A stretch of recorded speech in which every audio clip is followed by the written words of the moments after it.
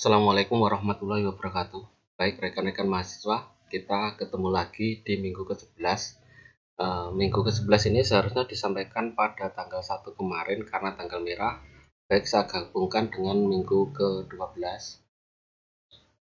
Di minggu ke-11 yaitu masih melanjutkan bab 5 tentang energi regangan. Energi regangan adalah konsep dasar di dalam mekanika terapan. Dan prinsip energi regangan banyak digunakan untuk mencari respon mesin dan struktur terhadap beban statik maupun dinamis. Energi regangan merupakan energi yang diserap oleh batang selama proses pembebanan. Bisa dilihat pada gambar 5.12. Ini adalah beban prismatis, jadi batang prismatis yang dikenai beban P dan peralihan delta dengan tumpuan jepit. Ini adalah struktur cantilever. Kemudian dijelaskan dalam gambar 5.13 diagram antara beban dan peralihan. Jadi besarnya energi regangan ini adalah bidang di bawah kurva ini. Kemudian dari gambar 5.13 ini bisa dirumuskan besarnya usaha W sama dengan integrasi dari 0 sampai delta P1 di delta 1. Jadi energi regangan ini adalah senilai dengan usaha. Jadi U sama dengan W sama dengan integrasi 0 sampai delta P1 di delta 1. Dalam SI, satuan usaha dan energi adalah Joule atau setara dengan 1 Nm. Sedangkan dalam satuan USCS, usaha dan energi dinyatakan dalam foot pound, foot kip, in pound, dan inch kip. Energi regangan dibedakan atas energi regangan inelastis dan energi regangan elastis. Energi regangan inelastis ini adalah energi yang benar-benar hilang mulai dari titik O, AB. Jadi energi yang dikeluarkan selama proses pembebanan. Kemudian energi regangan elastis adalah energi yang dikembalikan ketika bebannya sudah berhenti. Jadi besarnya BCD, jadi bidang BCD ini besarnya energi regangan elastis. Kemudian rumus energi regangan adalah U sama dengan W sama dengan P delta per 2. Pada bab sebelumnya, pertambahan panjang atau delta atau peralihan ini adalah PL per EA. Jika kita gabungkan dengan rumus usaha, maka didapatkan U sama dengan P kuadrat L per 2 EA sebagai fungsi dari beban, dan U sama dengan EA delta kuadrat per 2L sebagai fungsi dari perpanjangan.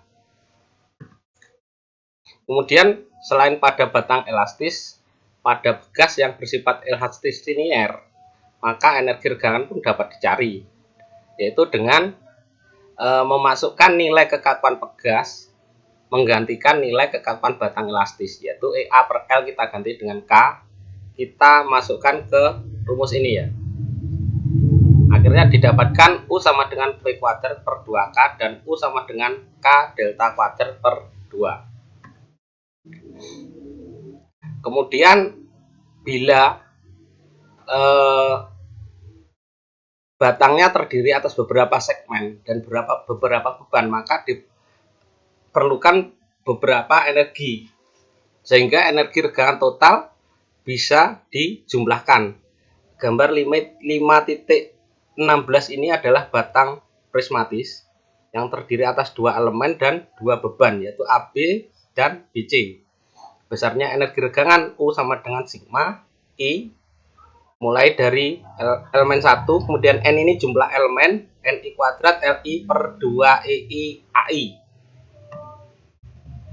Kemudian gambar 5.17 ini adalah batang non-prismatis. Batang non-prismatis ini adalah batang yang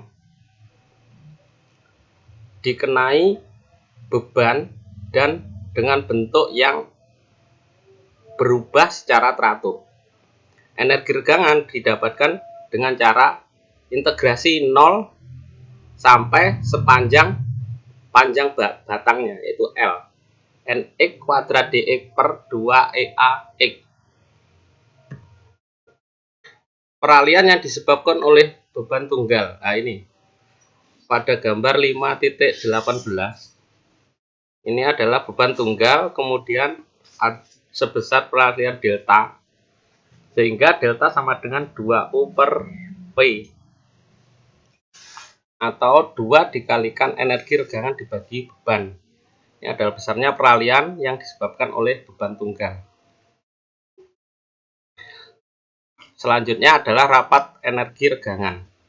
Rapat energi regangan adalah energi regangan per volume satuan bahan. Rumusnya U sama dengan tegangan kuadrat per 2E, dan U sama dengan E dikalikan regangan kuadrat per 2. Dalam satuan SI, rapat energi regangan adalah Joule per meter kubik, dan dalam satuan USJS adalah Feet LB per feet meter kubik. Kemudian dikenal juga modulus resiliensi atau UR dan modulus ketangguhan UT. Modulus resiliensi yaitu rapat energi regangan untuk bahan yang mengalami tegangan hingga mencapai limit proporsionalnya. UR sama dengan tegangan proporsional kuadrat dibagi 2E. Sedangkan modulus ketangguhan adalah rapat energi regangan apabila suatu bahan mengalami tegangan hingga titik kegagalan. Berikut contoh soal 5.4. 3 batang bundar yang mempunyai panjang yang sama L tetapi bentuk yang berbeda terlihat dalam gambar 5.19. Batang pertama mempunyai diameter D di seluruh panjangnya, yang kedua mempunyai diameter D pada 1/5 dari panjangnya, dan yang ketiga mempunyai diameter D pada 1/15 dari panjangnya. Di bagian lain, batang kedua dan ketiga mempunyai diameter 2D. Ketiga batang ini mengalami beban aksial P yang sama. Hitunglah besarnya energi regangan yang disimpan pada masing-masing batang dengan menganggap perilaku elastis linear. Abaikan efek-efek konsentrasi tegangan dan berat batang pada gambar 5.19 ini. Kemudian penyelesaian soal 5.4. U1 ini adalah P kuadrat L 2EA. Ini adalah fungsi dari beban ini, P kuadrat L per 2EA. Karena bentuknya seperti ini ya, batang prismatis dengan bentuk yang sama. Kemudian U2, nah ini P kuadrat L per 5 per 2EA ditambahkan P kuadrat 4L per 5 dibagi 2E 4A. Nah ini karena yang ini L per 5 berarti sisanya adalah 4L per 5. Nah ini termasuk A nya dikalikan 4 didapatkan 1/5 U1. U1 ini P kuadrat L per 2A. Kemudian yang U3 sama P kuadrat L per 5 per 2EA ditambahkan P kuadrat 14L per 15. Nah ini dari ya ini L per 15 berarti sisanya ini adalah 14 per 15. Nah ini ya, didapatkan 0,067 U1. Dari jawaban ini diketahui antara U1, U2 sama U3 dengan memperbesar dimensi dengan panjang yang sama dan beban yang sama, maka elemen energi regangan yang terjadi berkurang drastis. Jadi memperbesar diameter dan dengan panjang tetap dan beban tetap, maka energi regangnya akan berkurang. Baik, untuk soal 5.5 bisa dikerjakan sebagai latihan.